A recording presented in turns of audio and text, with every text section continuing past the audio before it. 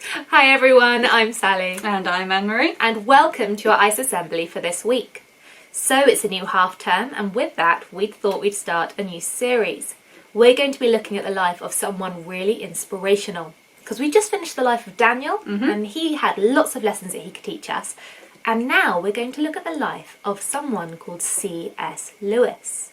Now that's a name that hopefully lots of you will recognise. Now he was a guy who lived around the time of the World Wars, and he is most well known for his Narnia books, which hopefully lots of you will have read, and if not, we hope that this series will inspire you to do so. So around about this time of year we'd normally be doing the Narnia exhibition, which we're really missing, but we thought instead what we'd do is give some Narnia to you, some of this amazing world that C.S. Lewis created, and share it with you. But first of all, we need to look at who was C.S. Lewis and what was his life all about. So we're going to start from the very beginning and have a look at the early days of C.S. Lewis's life. Okay everyone, so this is how we're going to do our timeline this time around. Looks a little bit different from how we've done timelines before, but animals were really important to C.S. Lewis. He was really inspired by them, and we love animals too, and we love plushies, so we thought some of our favourite plushies from home could come and help us with the timeline today. So let's take a look. 29th of November, 1898. Clive Staple Lewis was born in Belfast, Ireland. When he was only 4 years old, he declared that he wanted to be called Jack, and refused to answer to anything else. So, from then on, most people called him Jack. He and his older brother used to make up stories about a magical land filled with animals. August the 23rd, 1908. Lewis's mother, Florence, sadly passes away. 1908. Jack was sent to Wynnard School in Watford. September 1910. Jack enrolls as a boarding student at Campbell College, Belfast, in Ireland, but he leaves in December due to breathing problems. September 1911. Jack then enrolls at Cherbourg House near Melbourne College in England. He found the move from Ireland and being at the school really difficult, and he didn't keep up with his faith in God. It took him a long time to learn to enjoy England, though he always sought out other Irish people to make friends with. But eventually he would come to love the English countryside. December 1916. Jack receives a scholarship to University College, Oxford. The 8th of June 1917. Jack enlists in the British Army to fight in World War I. April 1918. Lewis's close friend Paddy Moore was reported killed in battle. The 15th of April 1918. Jack was wounded in the Battle of Arras. December 1918. Jack was sent home from the British Army. He struggled with depression for a while whilst he was recovering. 1919.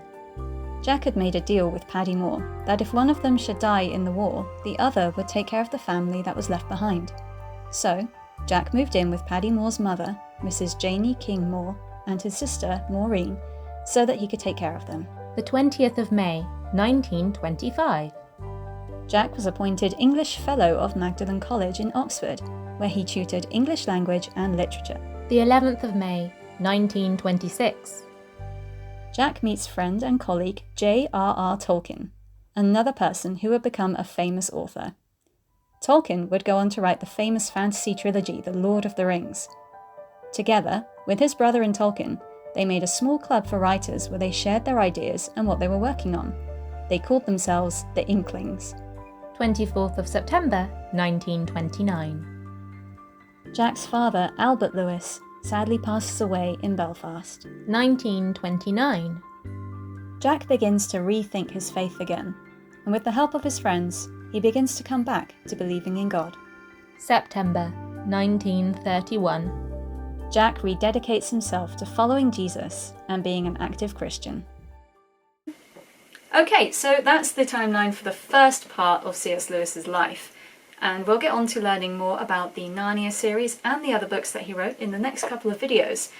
But for today, we wanted to find out what really inspired C.S. Lewis, or Jack as he preferred to be called. So, Sally, what is inspiration? So inspiration is sometimes described as a light bulb moment. It's a sudden idea or seeing something or hearing something that makes you want to do something or makes you want to make something.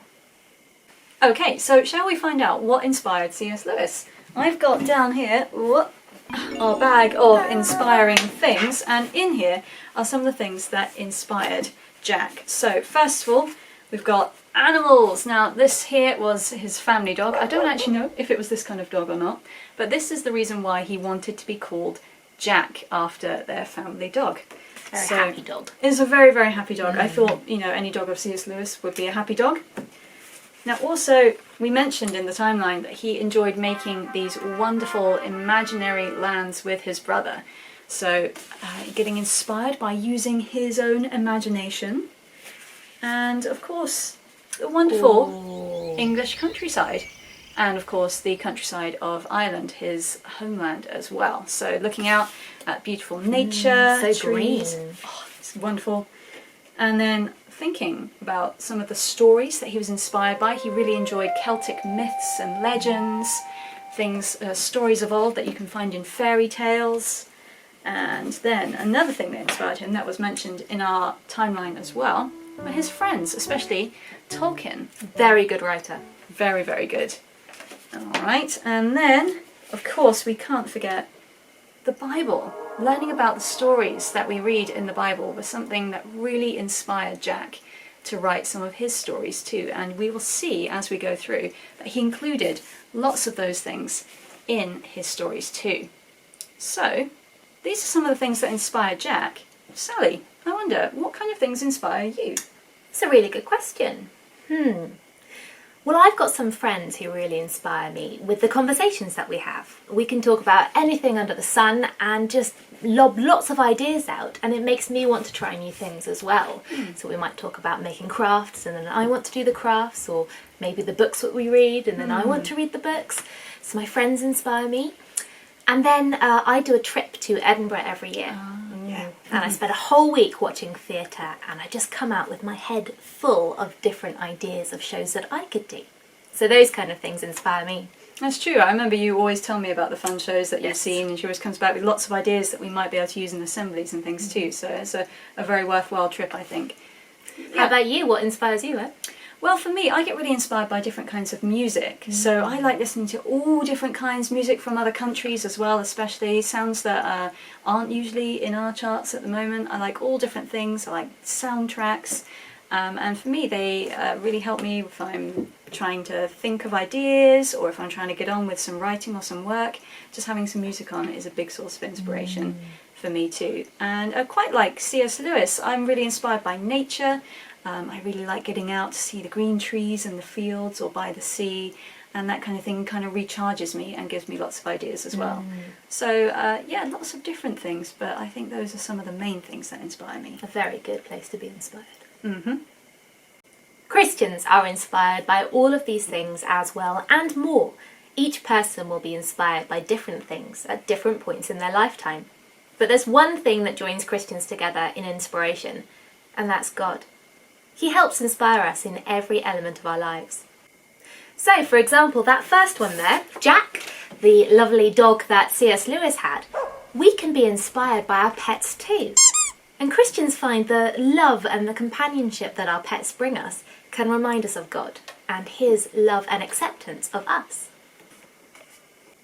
And then, of course, with Jack being inspired and thinking about using his imagination with his brother, creating a wonderful fantasy world filled with wonderful animals, Christians want to say thank you to God for the way that each of us has an imagination, the way we each see the world, the way that we can create and think of new things, and reflecting that part of God that's really creative too. And then, of course, on to nature, which is all around us. And we can be inspired by all the things that God has made. Wow. So I don't know if you've ever looked out on a clear night and see the stars, or maybe seen a sunrise. That inspires us to say wow, and to say thank you to the God who made it all. And then with Jack's love of all the stories of old, all those Celtic folk tales and folk songs, well, we can be inspired by the stories that people write today. And Christians want to say thank you to God for giving lots of different people all those creative gifts and sharing their wonderful worlds with us. It's a wonderful way to take us out from the everyday. And then, of course, our friendships. And we think of Jack's friendship with J.R.R. Tolkien. And we have friends too, don't we? And we can thank God for the friendships that he gives us. And we can be inspired by their examples in how to follow God and love one another. And also we can be inspired to ask God for help when maybe we find friendship difficult. We can ask him to show us a way to be better friends. And last but certainly not least, we have the way that Jack was inspired by the Bible and the stories that he read. Christians want to say thank you to God for being our ultimate inspiration. When things are difficult, we can look to God for help. When we don't know what to do, he's always there for us. And he's there for us in those good times as well, when we can say wow and when we can say thank you for those things that we really love and appreciate in our lives. So God, or Jesus, is our ultimate inspiration. So for Christians, it all comes back to God. And that's exactly what Jack found. Whether it was through all of the difficulties that he faced and the things that he experienced in the war, he discovered that all of the things that inspired him, he could find Jesus in each and every single one. Whether it was something as simple as a squirrel bounding across his lawn, or those great epic legends and tales that really stirred his heart, Jack found Jesus in the middle of every single thing. So our question for you this week is, what inspires you? What is it that makes you want to do things, or make things, or do something with your future? And where do you go when you want to feel inspired? Where do you seek that out? Well, that's the end of our time for this week. And next week we're going to pick up again with Jack's story and see what he did next after he decided that Jesus was his ultimate inspiration. But for now, let's sit and think about what inspires us. And while we do that, why don't we take a moment to pray?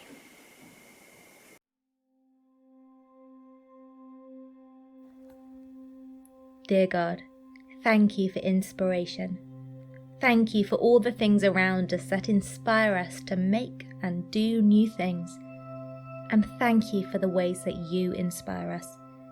You help us to learn more about you, to say wow about the world you've made, and to learn lessons about loving one another. Please help us to be more inspired by you this week.